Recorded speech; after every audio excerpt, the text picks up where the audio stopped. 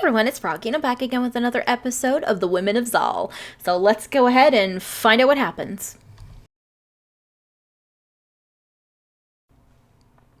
Listen here, you sorry sight of scrawny schoolgirls. Oh boy. The name's Yaxeta. Let's make one thing clear this cycle. You may call me by name. You can call me tough, an ass, bastard, piece of shit, insane, a monster, whatever you need to say to make this fresh slice of hell a little more manageable. But while you're on this island, you will not fight to kill, and you most certainly will not take your frustration out on my Zragoons. To even come close to beating me will be a miracle for you low-level meat shields, but the only way to officially graduate from these training grounds will be to better yourselves from the sorry state that is your present existence. You may, of course, refuse to come back after this cycle, but I will be reporting your progress to the matriarch. Take that as you will. So all I have to do is come close to beating you this cycle and I'm done here. Nod your head and stay quiet. Do we always have to come here together? No. My entire job is about whipping you all into capable fighters. That means that you can come anytime during the waking hours, be it with a group or alone. Ooh. Honestly, this chick is a badass and I like her. Now, show me what you brutal bunch of bastards are capable of. Excuse all of the swearing. Apparently, she does it a lot. About time, 'cause you're pissing me off. With Zuna watching from behind, Velvet was first to charge at Yaxeta. Hey, don't just... Clinice's shouting distracted you from seeing how Velvet ended up crashing right into the front of the group again, tumbling even. Don't just do that. As Velvet picked herself back up, Noxia sighed. Obviously, her boasts are not without merit. Please consider your actions more carefully. This ain't a turn-based dance, girls. Get over here and do your worst. Make me come over there and you'll regret it. Ah, shit. She's legit. I may have a plan if you all care to indulge it. Alright, let's see what you got. Despite Clinice's plan to utilize everyone's strengths in unison, everyone found themselves kissing dirt and without any effort from Yaxeta. Not a single drop of sweat could be seen on her. Before long, the training session was over. And there was only one thing left to do. Eat? Go home? Ooh, everybody looks bad. Don't beat yourself up over it. Your plan was sound, conceptually anyways. You all just lacked the strength to execute it. Some of you lacked the Xala needed to be helpful at all. You'll have plenty of opportunities to try this again. Just make sure you learn something every time, understood? This world is filled with dangers and terrors, and every last one of you are ripe for the slaughter. Ensure that doesn't happen. Yaxeta left for the hieroglyphic before being teleported back to her farm. The airship began moving towards the castle shortly after. I knew I was ill-prepared to fight, but to this degree. At least you have an excuse. Well, shit happens, so they say. I'm so tired. However, I suppose you would have had no trouble contending with Yaxeta, Lady Zuna. Zuna's been standing over by a window looking at nothing in particular with her hands behind her back. The matriarch moved her head to look at all of you with an ambiguous demeanor. No. She turned her attention back to the clouds. No trouble at all.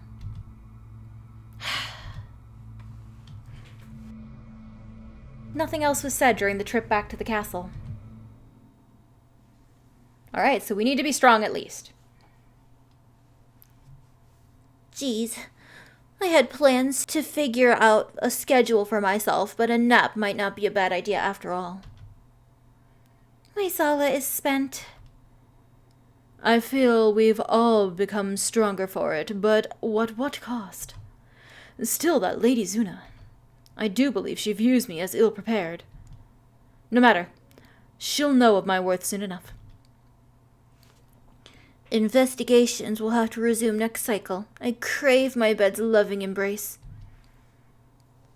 You know my bed would be twice as loving to you. You are speaking my language. Seems the two of us has quite a bit to learn about fighting. Perhaps we'll both become the stronger for it next time we spar with Yaxeta. Well then, until next time. I'll be heading off myself. Later. You decide to head back to your room before you passed out on the floor.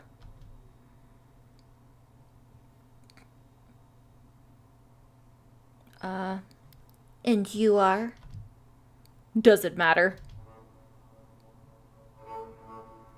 Now don't be rude. If I ask you a question, you should answer appropriately. You'll have to excuse me for lacking the motivation to do so. Then leave me. I will not indulge a man who can't even smile for me. The man inhaled through his teeth. As you wish.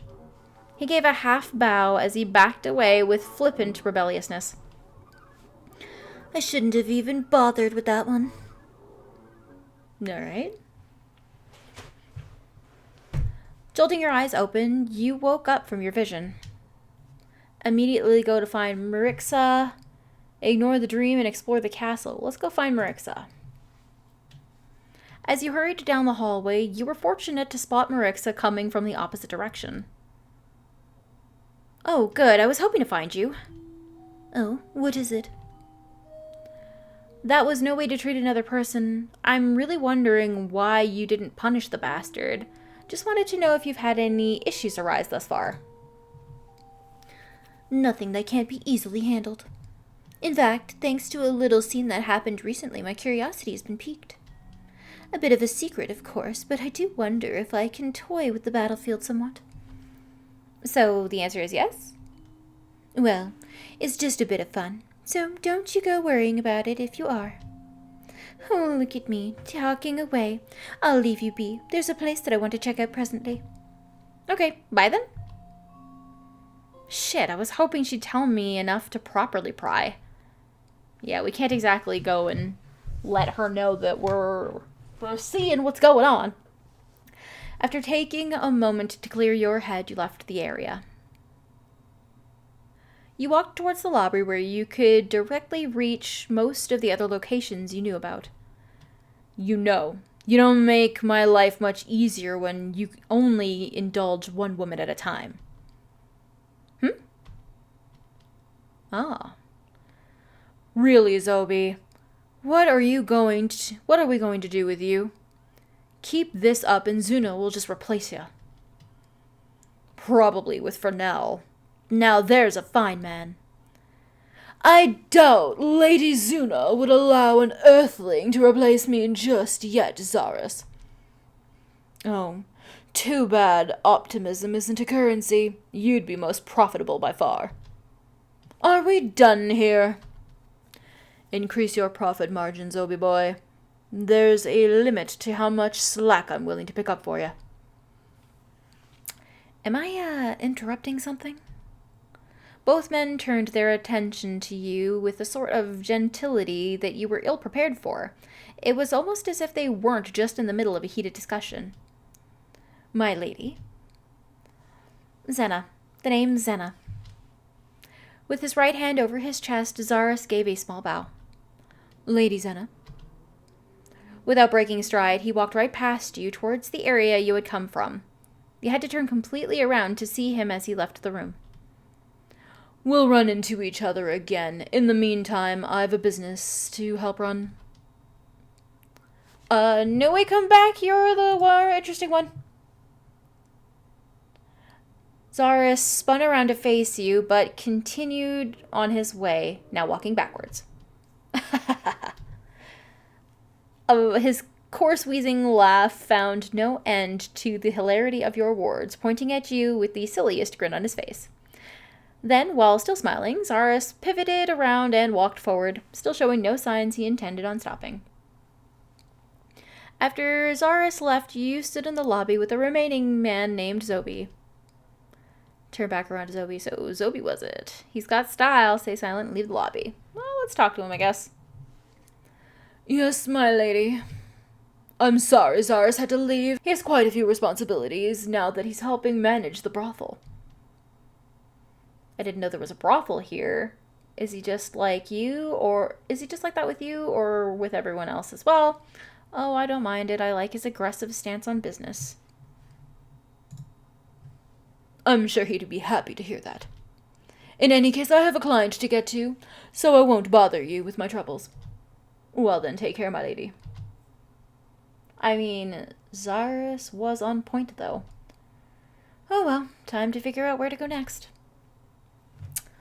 Train with Yaxet at the farm, discover a new area, visit the castle library, travel to the city library, travel to the city university. Ooh, let's discover a new area. Going to the lower right in the lobby led you to a long hallway with very few windows compared to the rest of the castle. But just before the atmosphere became too bleak, you found yourself entering a widened area. Is it the brothel? A man sat behind the desk up the stairs, seemingly waiting for someone to arrive. Hello! Welcome to Lady Zuna's brothel. Yes, I was hopeful. My name is Fernell. How may I help you today, miss? Lady Zenna. Lady Zenna, beautiful name. So, what can I do for you? Any women available? Any men available? Are you on the menu? It seems I stumbled into the wrong place. Please excuse me. I don't know if we should be partaking.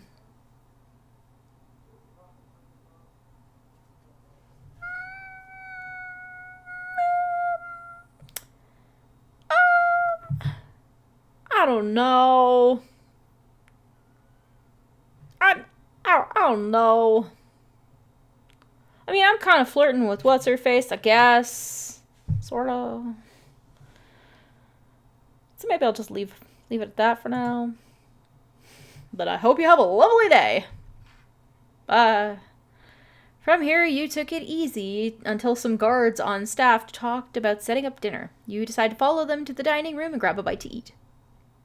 Very fancy. One by one, you and the other apprentice matriarchs entered the dining room and took your seats. You decided to sit by the lower right corner of the table.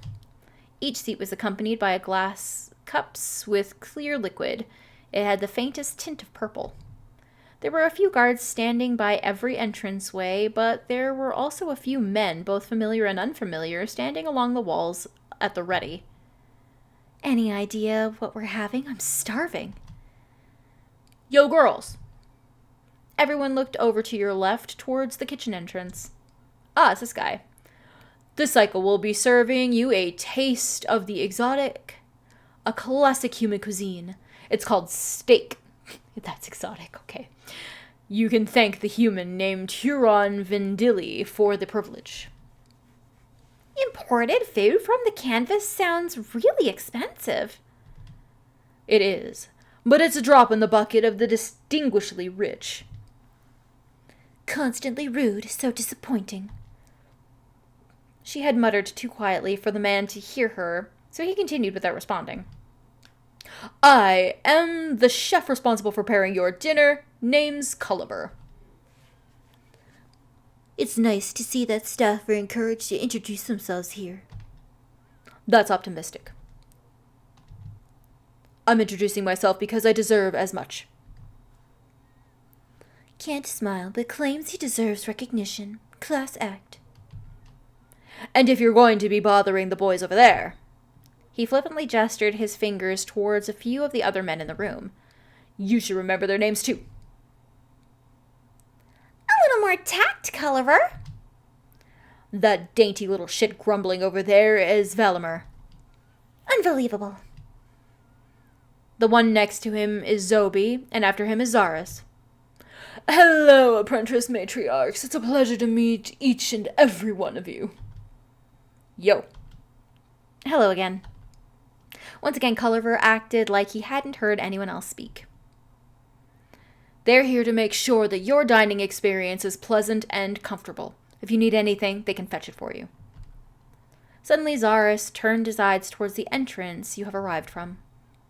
"Oh, hey, Dr. Joy." "Oh, all right." Dr. Joy smiled at Zaris with a warmth that was not shared with Culliver once he turned his gaze towards him. "Culliver, do try to take a bit more pride in something outside of the kitchen. We're indulging you, but you'd do well not to get ahead of yourself." "Come all the way over here just to tell me that, Clint? Wish my position was determined by whose bed I warmed. Right then, I should be off." There was a whole lot going on here. And it sounds sexy. Joy looked over to you and the other apprentices. "It was lovely meeting you all. I look forward to seeing each and every one of you in better circumstances." After a short parting nod to you all, he left the way he came. After scowling in Joy's general direction, Culliver turned back to his audience. "Well then, for now, enjoy your purified Xala, ladies. It'll have to last y'all until dinner, which will be ready shortly." Culliver returned to the kitchen without glancing back at his guests. "I sure will, sweetie. Everyone is so beautiful around here, I just can't take it." "The men are a bit unrefined, if you ask me. Merxia was right about the cook. The boys demands more from others than is reasonable. An odd curiosity that Lady Zuna would let him misbehave the way he does." "Do you believe yourself the wiser between you and the matriarch, Lady Clannis?" Clannis spun herself around in her chair to glare at Valimir.